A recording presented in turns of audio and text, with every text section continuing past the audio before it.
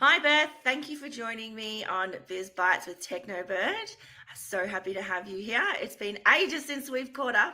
So it's funny that we're doing a I podcast know, episode and we haven't even caught up in real life for so long.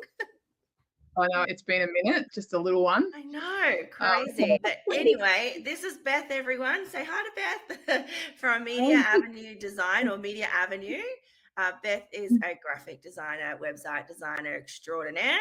She's a solopreneur. She's a mum of two little boys she works from home, and she is a wealth of knowledge when it comes to all things branding, design, websites, you name it. She's a pro at it. I So, try to Beth, be. would you like to tell us a bit about you? Oh, you pretty much covered the majority of my what I do in a day in the life of me. But yeah, branding, been doing it I went to uni to do graphic design. So qualified back in like the Nord 6, I think to be exact. So I've been just doing this graphic design thing just for a little while. And yeah, ventured into all sorts of different things like corporate world as well, doing completely different stuff, nothing to do with design. And then I've come back to my roots as I've gotten older. So always used to do creative stuff on the side, but just got right back into it with Media Avenue. Media Avenue is 10 next year. So the company for 10 years. So I'm a year behind you, but yeah, it's going to be double digits next year. So, and yeah, just do brand strategy, brand design, graphic design, and WordPress in particular, WordPress websites. So, and yeah, maintenance essentially. Yeah, wow. Congrats on the 10 years. That is amazing. Thank you. You I'm going too. to get straight into some questions about branding because that's why we're here today to talk to you about branding and misconceptions about branding, what you love about it, what it is, what it's not. And I would love for you to kick us off with telling us in your opinion, what the biggest misconceptions are about what branding is. Well, I feel like there is a really cookie cutter answer to this one. And so I'm gonna tell you what it is, but then I'm gonna actually try and venture off into other things because I feel like this one is always I'd like to talk about other things than the first things that come to mind, I guess, which is the biggest one that I hear a lot about is that branding's not just a logo and that it's so much more than just a logo. I feel like most people have got that concept nowadays that branding's not just a logo. It used to be 2 or 3 years ago. I feel like there was more to be learnt on that sort of end of the spectrum, but I feel like a lot of people have got that idea now that branding is not just logos and it's not even just the visuals. It's actually just there's a whole strategy behind it as well.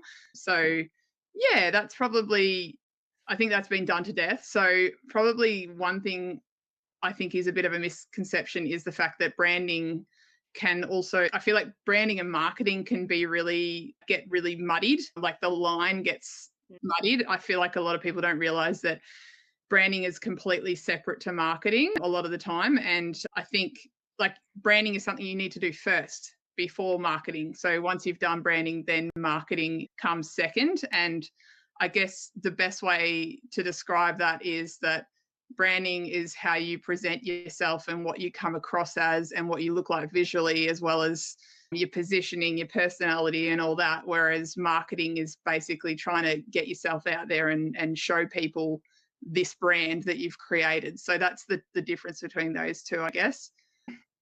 If someone came to you and said, I'm starting a new business, I've been told that I need to get my branding done, what does that mean? What's included in a typical brand kit, I guess? There's obviously a whole spectrum of things that you can, depending on who you go with. You can do a very basic brand, depending on the size of your company or your business as well. I guess you can just do the essentials, or you can go like deep dive into it and get really strategic with it all. It just depends on budget as well as how serious you are about giving this business or company idea a really red hot go.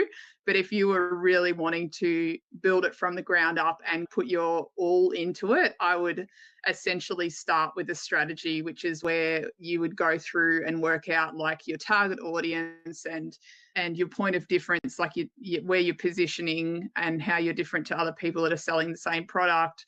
your brand voice, your tone, your personality, like just there's so much that goes into a strategy, and that would take a hell of a lot longer than say just doing, if you wanted to do just the visual side of things, which is not the end of the world if it's the thing that you can either afford, or whether it's just something that you want to start off with because you're not quite sure if this business is, if it's going to just be a side hustle or whatever, then maybe just a visual brand for a start might be something that I'm just trying to be realistic here. I know a lot of people sometimes they would love to do the whole strategic approach and everything, but if it's not within the budget, then doing just a visual side of things, of getting like a logo suite and like some color palettes and a mood board and a bit of a style guide going on, whatever, just to kick off, that's not a bad thing either. Yeah, I was just going to say, for people that are starting out in business, they may not have the funds behind them to invest in a full branding kit, doing the whole strategy and whatnot. I mean, ideally, it would be great, but Yeah. to get people started, could they just come to you for the visual side of things, which you've just answered that question? So getting the logo, the color palette, all the fonts and all that kind of thing. And then as they start to grow their business, they can invest further into the brand strategy side. That's an option. Yeah, Yeah. 100% it's an option. And I think it's important to know that too, because your brand, like people think sometimes that, and this is another misconception, that you do your brand and it's like a one and done thing and you can never touch it or change it or anything ever again and you have to stay true to it and whatever. There are some aspects like, for example, like your value system in your business is probably something that probably won't change a lot over the years, because you would think that you would have that from the beginning, just in your morals and how you want to be perceived as a business. But when it comes to visuals and that sort of stuff, it does change with the times. And you might start a business and 2 years down the track, you start to go in a completely different direction. Like you think you want this thing, and so you're like, yep, I'm going to go into that. And then 2 years down the track, you're like, actually, I only like this component about the business, and now I actually want to take off with this. And then so your brand can look completely different in a couple of years. You need to test the waters first. So I strongly recommend that you just start with something, and that's pretty much usually my audience that I try and talk to too, is people that have already had their business for a couple of years and then actually really weed out what their do's and their don'ts and their likes and their dislikes. And then I like doing business with these people in particular because it means they actually have a real idea behind where they want to go. And that's where strategy can become really important at that stage. Yeah. And I've been in my business for 10 years and I definitely started like that as well. When I first started out, I made my own logo.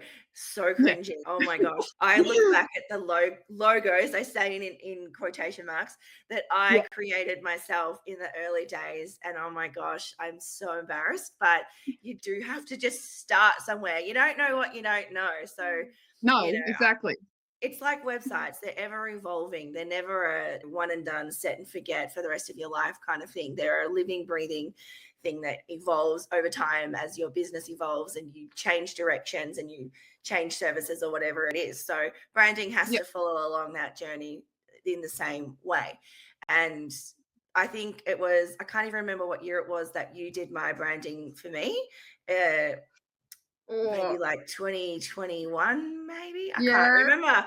But up I until think. that point, I'd done my own and never liked it, never connected to it, just didn't even I was like, "Yeah, whatever, it's just a logo." But then I got to a point where I was like, "You know what? I need to put myself out there a little bit more professionally and need to invest in a proper brand package and be proud of the brand that I've created for myself." And I still love my branding that you did for me to this day. I love your Um, branding. and it's It's funny like, because we almost went in a different direction. Like you gave yeah, me two concepts, and originally I rejected the concept that I have now yeah, for a whole other different, like not super still, different in terms of the logo, but colors and fonts and whatnot. yeah. And it's the chalk and cheese, those two colors and things that I'd chosen. And then I changed my mind. I was like, oh no, I think I want the second one. But I still love the first one. Like I still like Yeah, love so the do colors. I I. love I still love it all. But yeah, Your it was your project was actually one of the, it's not often that I do, because I usually, do two concepts and then I let the person, like the client, decide which one they go with. And there's usually a very clear standout for me, not necessarily for them, but for me, I know the one that I think aligns with them the best. Yours was one of the hardest I think I've ever done. Oh, wow. In choice, like I liked both of them almost Yeah. equally. So it could Well, have I gone struggled to very, choose. yeah, yeah, I agree. But it didn't make it wasn't easier for me either. Well, even recently, I was like, "Can you resend me that first logo Yeah, that?" Because I still love it, and I still I even posted it on socials the other day because I was like, "Oh, I I still know. love the first one." But yeah, I still love the whole thing now. Anyway, we'll stop talking about my own branding. Moving on, the next question I wanted to ask you was, what are people or businesses getting wrong or doing wrong when it comes to branding? Okay, I'm gonna break this down into probably two different topics, and because there is two different topics in branding, it's pretty much the strategy side and the visual side, pretty much all the way down. So probably visually, one big thing that gets me, and it's only just when I say big thing, it's a tiny thing, but it just is consistently there that I see all the time. Not leaving enough space around people's designs. Like it gets me, it really just letting your design breathe. Like visually, that's something that I notice that people don't get right all of the time. Can you give Yeah. us an example of that? So if you were to do like a social media post and say it was like a carousel or something like that, I find that sometimes, like I know on Canva, for example, they actually have like guidelines around the outside Yes. margins where you Yes. design up to. If you roll over them with the cursor, you'll be able to see them. And they actually have rulers on Canva as well that you can actually bring out and then put guides and whatever if you can't see them. But people like get text boxes and then they enlarge them to almost the edge of the actual tile for, say, something like an Instagram carousel, and it just cheapens everything and it just looks messy. And yeah, so that's probably the best way I can describe it. The other thing would probably be not using the right file when it comes to placing, say, like your logo on top of something like a photo and it's got a white box around the back of it, which Oh would my God. Pet peeve. that would be a JPEG and it would not be transparent. So you're looking for you want a PNG when it comes to a transparent PNG, so that if you're placing a logo or anything like a GIF or whatever over top, it needs to have a transparent background. Oh my gosh. When I see people put those on websites where they've got like a colored background, but they add their logo that has a white background and that white box, it cheapens your brand and your Yep. business so quickly and so Yeah. easily. And Yeah. same as social media posts. And sometimes I've even gotten brand assets from clients when I'm building websites, and they've either done it themselves or they've hired someone who has no idea really what they're doing. Mm. And all of the logos have that white backing. And then I have to try and remove it myself, or they don't have all the right file formats. Yes. That's a big pet peeve of mine too. So Yeah. I It's agree with that. it gives us a lot more work as designers to try and get rid of that. Because even for me, even though I am a graphic designer, if someone sends me a file, like a logo file only in a JPEG with no working file or anything like that, it's just as difficult for me to try and get that white background off, especially if I'm not going to go into this, but if it's a raster file, it's almost impossible. It's almost basically a redraw. Like you need to have it in a clean vector format so that it's like really clean, sharp lines. So I'm not going Yeah. to go in, but basically, yes, it's the white box, the background that's just, and it's something so small and it can be rectified so quickly if they've got the right file. And they might have just chosen the wrong file and they've not been aware that that you don't want the JPEG, you want the PNG, but it's something that can just sharpen things up so quickly. And Yeah. that probably leads me to my third point, which would be consistency across all, like online, offline, print, digital, like the whole works. Branding just needs to be consistent. And it doesn't have to be like matchy consistent. Like you can have still flavor and personality in socials and that sort of stuff. But it does need to have, you do need to drop little bits of your brand in everywhere, whether it be your personality or the visual side of things, but it just needs to send the same message and look like it's you. If someone sees a post, they need to know it's your post. So, yeah, that's really great advice. I want to lead this into my next question because it's kind of related. Is there anything in branding world that you want to put in the bin? If you want to chuck a font in the bin that you're just like, people, please stop using this freaking font, or anything branding wise, what do you want to put in the bin? Mine's a blanket in the bin thing. I don't know how to describe it other than to say I really hate cliches, which also ties into the second hatred, which is trends. And they basically go hand in hand with each other. But I just want every business to want to be unique is what I want them to be. And not try to be someone else.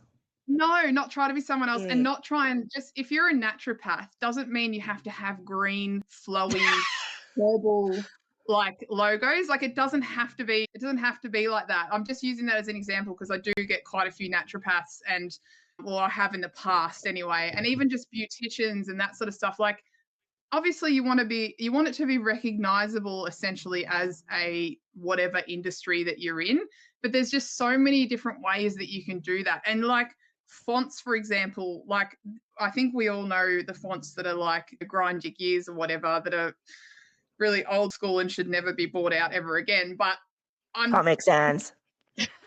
Exactly. I think bashing Comic Sans has been done to death as well. I know.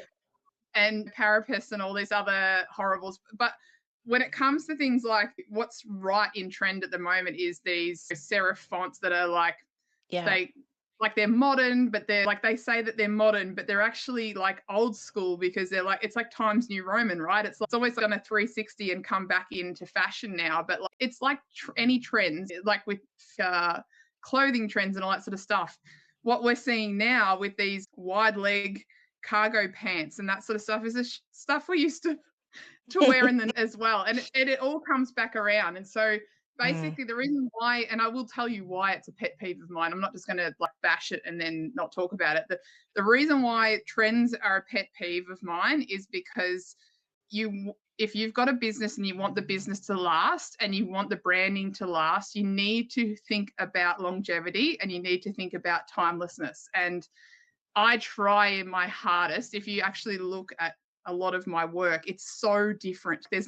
I don't necessarily have a style. Some people would say I do, but I don't believe that I have. Like I try and do it unique to that business because I want them to have the personality that they want in it, but I also want it to speak to how they're different in their industry. And so when you look at like your logo, for example, like yours is very bright and it's quirky and that sort of stuff. Whereas I have done skincare labels that are a lot more pared back and minimalistic and that sort of stuff. So I feel like, you need to focus so much more on the strategy and the values and your tone of like your brand voice and that sort of stuff than you do over what's in as a trend at the moment. And and at the same time not completely lose yourself in where we're up to in the world and forget like where the movement is going as well. You kind of have to play on it a little bit, but not completely like just all of a sudden just take on a trend and totally change your branding because that's what other people are doing. Like it's the worst thing you can do. Yeah, it's interesting that you brought up the naturopaths as an example there because all the websites I've done for naturopaths or alternative medicines and even psychologists, it's so fascinating how the main color is green and then there's some beige and then there's plants. There's plants in all of the backgrounds and they want to use plants. I'm like, everyone's done that. Do something different to help yourself to stand out more. And don't just do that because you think, well, that's just what everyone's doing. So I should probably fit the mold. Don't be a sheep. Come out and have your own take on your own branding and your own website. And I think, it's funny because I was like, yes, oh my gosh, if I see another psychologist come to me with a rainbow, I'll cry.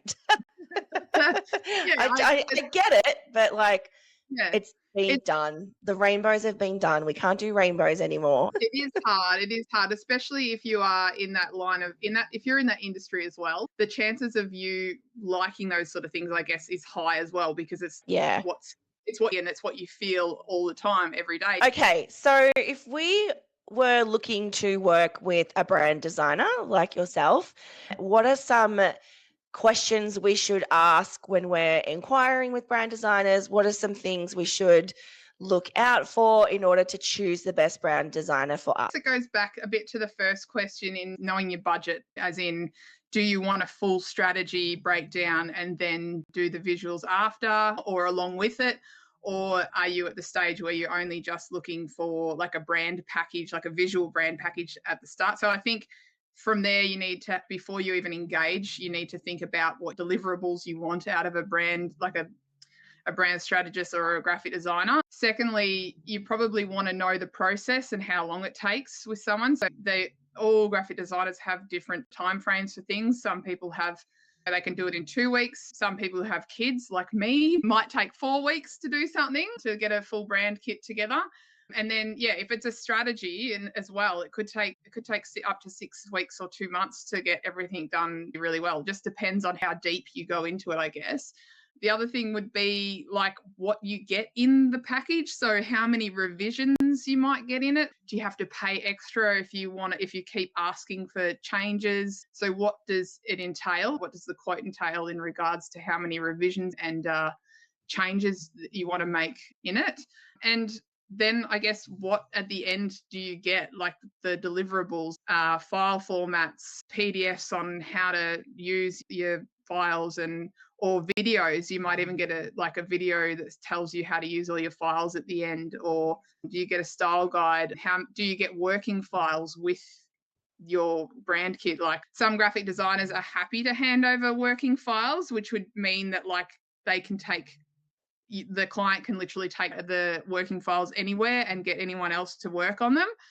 And then there's also a lot of graphic designers out there that will not give up the working files because it's their IP, or they see it as their IP, and they do not want anyone else playing with the design that they've created, because then it just waters it all down and it's not theirs anymore, and they don't want to put their name to it. So I can understand both sides of the fence with that. So, but just being clear on what you get, essentially. I think that's a really good point. A very good question to ask is, am I getting full management, or is the legal side of owning the IP going to be mine or not? That's a really important one, I think, to ask a brand designer or a brand strategist before you decide to work with them, because you may have a preconceived idea that once you're given the files of your branding, then you own it, it's yours, you can do whatever you like with it. But if you don't read the fine print of the brand strategist's policies and it says, no, you can't, then you're going to be really pissed off when you don't have access to that later down the track, maybe. So I think that's a very good point to make. So I'm glad you made that point. So if we were coming to you we've decided that we want you to do our brand for us, walk us through how that works. What do we start with? Do you send us a questionnaire? Do we jump on a call? What's the process like in a nutshell? Well, usually, I try and funnel people through to my website to begin with, if as a first point of inquiry, like a new lead, because it's got a little questionnaire on there at the bottom of my branding page on my website of just timeline, like when they want it done by and that sort of stuff. Like just, I guess they're a little bit of a wish list of what they want from me. And then through that, I end up getting on a call with them. Usually goes for about 30 minutes because I don't shut up, and I like to learn everything as much as I can about my potential new client and see if we're a good fit. I think it's really important. And then once we've worked that out, I'll send them a brand questionnaire, and it can be different depending on how deep they do want to go with, whether it be more strategy based or more about, I do both. I do visual and strategy, but I can go deeper in strategy if people really want to. So I do have a questionnaire. And then also I do a Pinterest board with them. So I ask them so that we're just really on the same page, because these are just lessons learned from the past. sometimes you think you're on the same page as someone, even after they've done the questionnaire and you've talked for 30 minutes and whatever, but in the end, you can still get it wrong. So I find the missing piece of that puzzle is getting them to do a Pinterest board, whether it just be 5 or 6 logos that they really like to give you an idea or an indication of the visual side of things. And I've even had clients do onwards and upwards of 15, 20 pins of logos, but colors that they like, even like clothing or photos that they potentially, if they were going to go get a brand shoot, what they would like, how they would present in a brand shoot. So they might put photos in there from a branding shoot or something that they really like. And that really helps to bring it all together for me. And then after that, I tell them to give me a couple of weeks to get the 2 concepts up and running. And so I send through the 2 concepts, and then I usually give them a couple of revisions on the one that they like, they choose, and then I build out the rest of the brand. So I do like a main logo, an alternate logo, which is usually a different orientation, just for things like web headers and website headers and stuff like that. You want something that's more of a landscape than a portrait if you can help it. Things like that. A submark, which is useful again for things like favicons and profile pictures on social media. Sometimes I do a couple more because I just can't help myself. So it just depends on what that looks like. But at the bare essentials, you'll end up with a main logo, a secondary logo, and a submark. And then I do font pairing, mood board, color palette, and then I put it all together in a style guide and tell you how to use your logo. And then all the deliverables is all the different colors of your, I put your logo into all different colors. You get like a white version. So if you want it to be like a watermark on a photo or something like that, like you get everything you need. And I also give them a PDF document that explains all the differences between all the different files and what they're used for. So that's it in a nutshell. Well, that's a lot, though. That's a lot than what I think people might realize if they've not hired a brand designer before. Like, probably just were maybe expecting a logo and some colors. But there's so much more that you get out of it. Okay, I'm going to move on now. I want to know, in your opinion, who is doing branding really well? I've got 2 in mind, and I don't think these 2 are really high on people's radar. But there are a couple that I've come across recently that I just thought were really quirky and really funny. And one in particular is called Liquid Death. It's really cool if you go on and have a look if you even just Google Liquid Death. It's basically, it's water in a can. So I was going to ask if it was an energy drink. Well, this is the thing. It's like they present like an energy drink company, but they're just literally, and they've now ventured off into other things. I think they've got iced tea in a can and that sort of stuff. But their whole thing around it is like their whole methodology is basically drinks in a can. But the difference is they started with water, but they've branded themselves visually so well and with their message, because they've aligned themselves with the fact that they want to get rid of plastic out of the world. So they're using aluminium, obviously, cans and then obviously promoting recycling and all that sort of stuff. So the message is strong behind why they've done why they've got about it. And you just can't get like water in a can. So they're like, well, that's a gap in the market. So we're going to do that. True.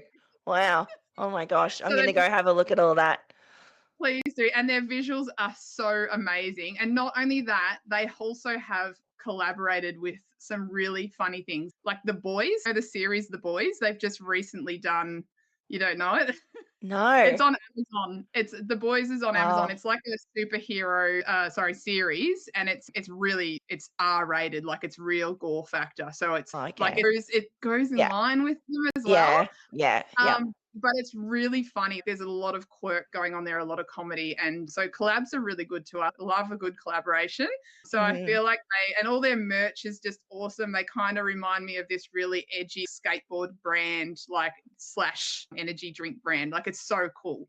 That's the vibe I got as you were explaining it. Yeah. Yeah, just even in the name, like they've just obviously had a lot of money up front to put into this thing, but they've just done it so well. And the second one I would say is it's really quite a weird one, but it's probably around more of the collaboration that I love, not necessarily the brand themselves, but Chipotle, which is like I think they're like a Taco Bell contender, and they've actually partnered with a company called Wonder Skin recently, which is I don't know if you've seen all these lip tints coming back in, but women are starting to use lip tints and stuff again, which is again another trend because that used to be in years ago.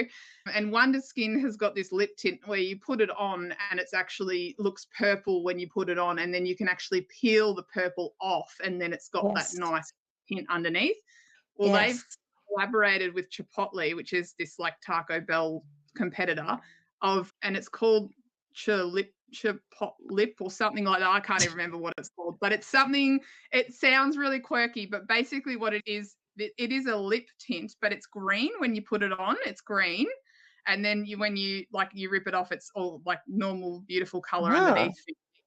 But it's talking about, and you would think, what lip brand with a Taco Bell sort of, with tacos, yeah, so that doesn't really work, but it does, because it's what they're doing is they're saying, does your lip stain stand the test of time if you eat a burrito? Have you still got your lip?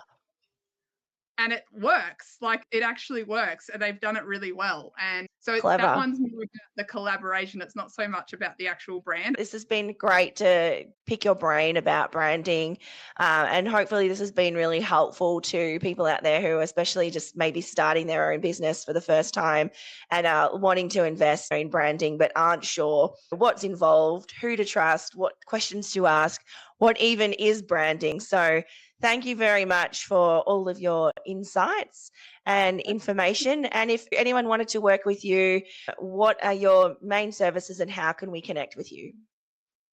My main services, brand design and strategy, as well as WordPress web design, in particular for service-based businesses, but I still do WooCommerce as in e-com platforms as well.